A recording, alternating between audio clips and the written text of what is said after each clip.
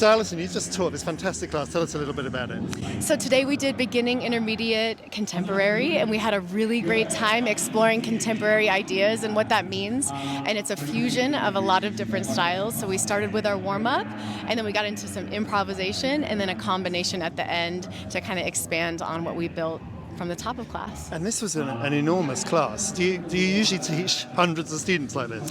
I've taught a range from a private lesson, one person, to a few hundred, and so I always appreciate anybody who's in the room, whether it's one person or a lot of people. And today the energy was electric. It was so much fun. And you dance for Cirque du Soleil, that's right, Yes. isn't it? And so that's a real Vegas institution.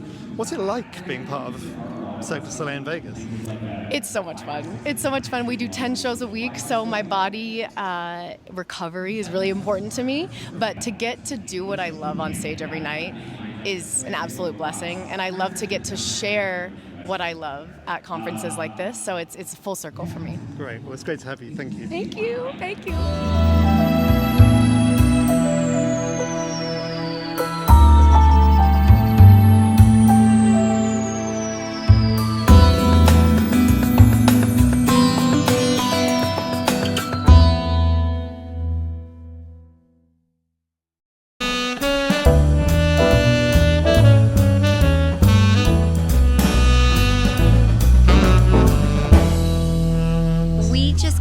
Out of my class, musical theater, The Feminine Edge.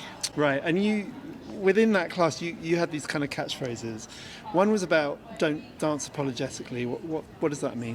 So it's a phrase I say a lot to my students so that they know that they're valued in the room.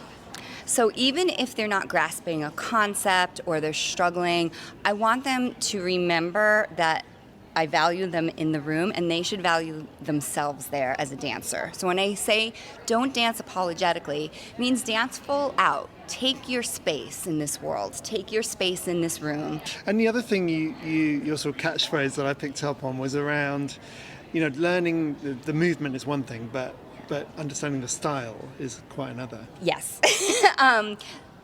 When we teach dancers movement is movement until you give them a life, in other words. Yes, I'm teaching you movement, but there's one thing to understand and to execute the what, but it's more important to understand the why and the how. Do you understand stylistically what it's supposed to look like? And the feeling you're trying to create. And the feeling of it and the dynamic and how it changes. This is what brings the movement to life. Otherwise, it's just a bunch of steps linked together. Well, thanks so much. Thank you.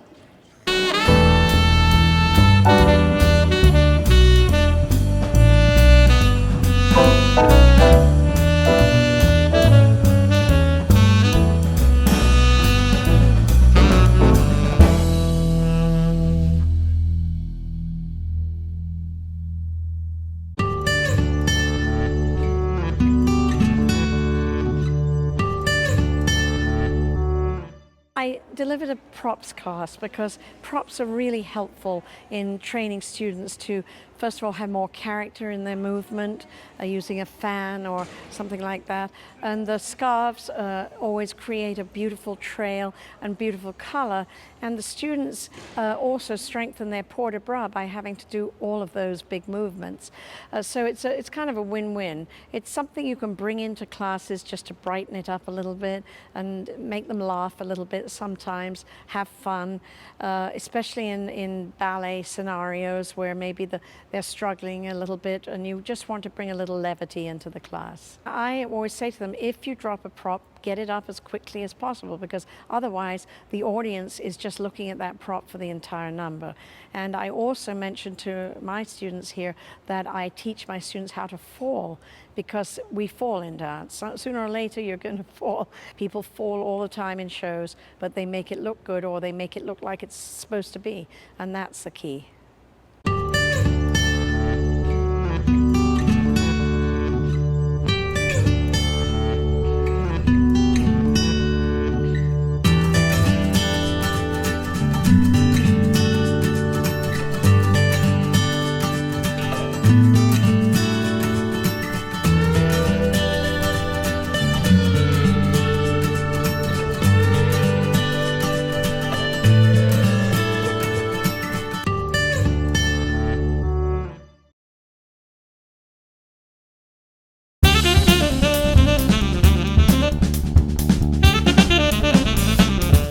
let's do some jazz.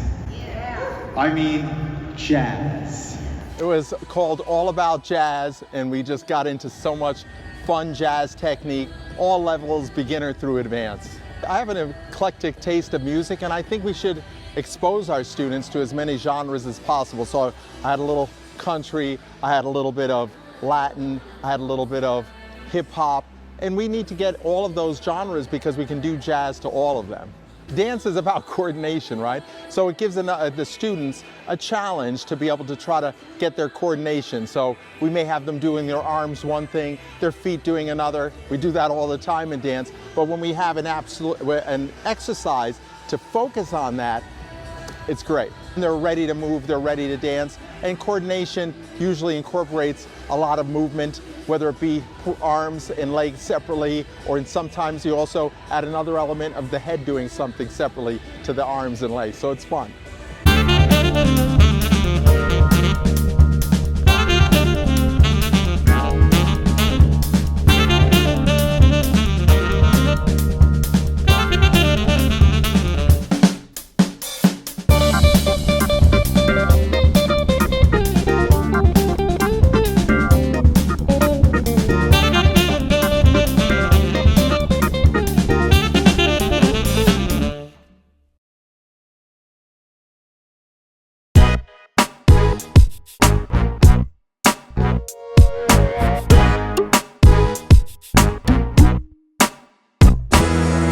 So Tony, what have we just seen? What have you just been teaching? Way back years ago, like many people, I was inspired by Muhammad Ali. Yeah. So I did a piece that was dedicated to him, and we called it his favorite phrase, which was float like a butterfly, sting like a bee. Yeah.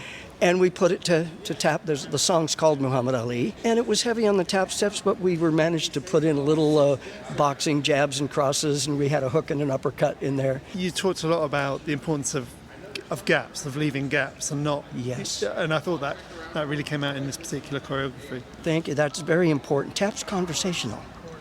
And just like you and I are having a conversation, if it's a run-on sentence, it's meaningless. It has no inflection. It has no dynamics, musicality, because we should have musicality even in our speech.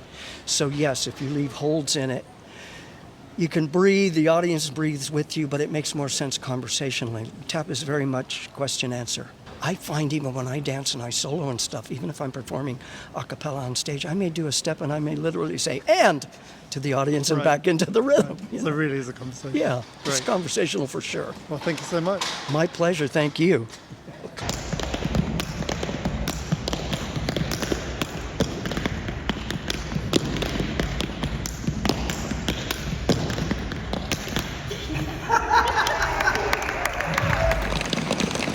Take it down.